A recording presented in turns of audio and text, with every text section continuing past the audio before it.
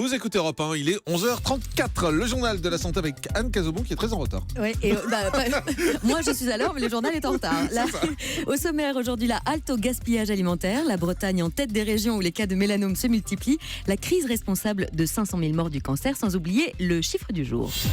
Allez, on commence avec cette information Europe 1. 70 Français préparent une action devant la justice. Et ils ont un point commun, être atteints de la maladie de Lyme. Vous savez, cette maladie transmise par les piqûres de tiques et qui peut avoir de graves conséquences si elle n'est pas soignée, comme des douleurs chroniques allant même parfois jusqu'à la paralysie.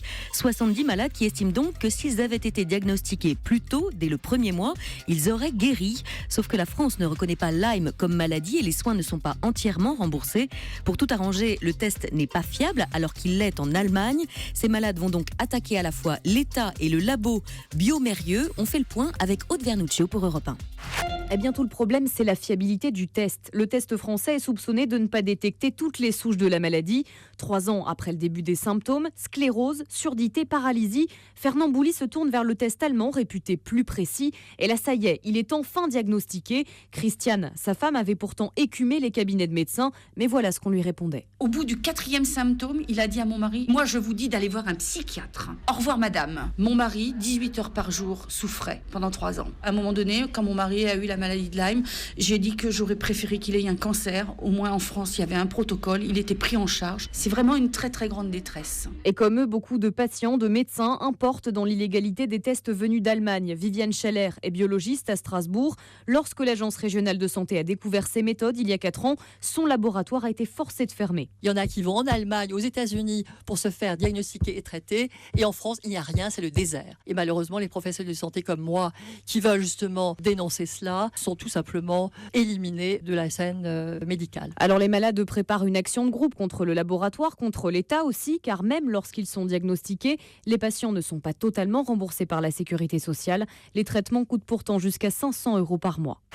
Et puis cet appel pour dire halte au gaspillage. Oui, on le sait, le français a les yeux plus gros que le ventre. Alors oui, vous vous dites ce n'est qu'un fond de yaourt, un trognon de pomme, mais ajoutés les uns aux autres, ils forment une gigantesque poubelle. Chaque année, ce sont 10 millions de tonnes de produits alimentaires qui sont gaspillés, le tout pour une valeur de 16 milliards d'euros.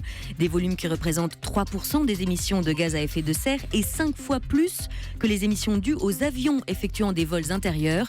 C'est l'ADEME qui tire la sonnette d'alarme, l'Agence de l'environnement et de la maîtrise de l'énergie, qui rappelle à chaque étape de la chaîne alimentaire, on constate des pertes et du gaspillage. Une campagne nationale de sensibilisation est lancée et trouve d'ailleurs un soutien aujourd'hui avec la fête des voisins.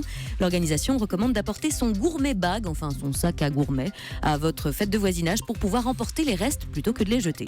Et puis on a trouvé le responsable de 500 000 morts du cancer dans le monde. Et ce n'est ni un pesticide, ni un perturbateur endocrinien, encore moins un aliment ou un produit toxique. 1 demi-million de personnes sont décédées d'un cancer des suites de la crise économique de 2008. C'est du moins ce que révèle une étude publiée dans une revue scientifique The Lancet. C'est donc le chômage massif et les coupes drastiques dans les dépenses de santé qui seraient à l'origine de cette surmortalité par cancer.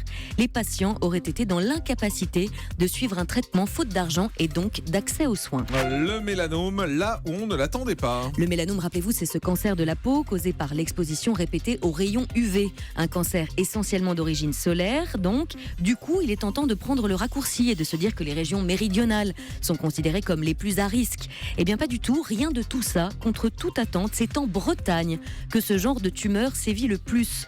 Mais le plus surprenant, c'est l'écart qu'il existe entre les régions de France. Par exemple, dans la région des Alpes-Maritimes, du Var, on note autour de 14 cas pour 100 000 habitants. Un taux qui fait un véritable bond en Bretagne puisqu'il frôle les 20 cas sur 100 000 personnes. En cause, le soleil de Bretagne qui ne serait pas plus féroce que celui de la Côte d'Azur, mais qui serait plus discret, ce qui endormirait la vigilance. Par ailleurs, les Bretons descendent des Celtes qui leur ont légué leur phénotype 1 et 2, soit une carnation des yeux et des cheveux plus clairs, alors que les méridionaux, eux, ont une peau mate moins sensible au coup de soleil. On termine avec le chiffre du jour. 44% des femmes seraient prêtes à accoucher sans péridurale. Même pas peur donc pour ces 1300 femmes interrogées par WeMoms qui démontrent donc qu'elles sont de plus en plus nombreuses à souhaiter mettre au monde dans les conditions le plus naturelles possibles. Et non, dit Natacha Harry. On vous a vu. C'est un avis personnel. Exactement. Merci beaucoup Anne.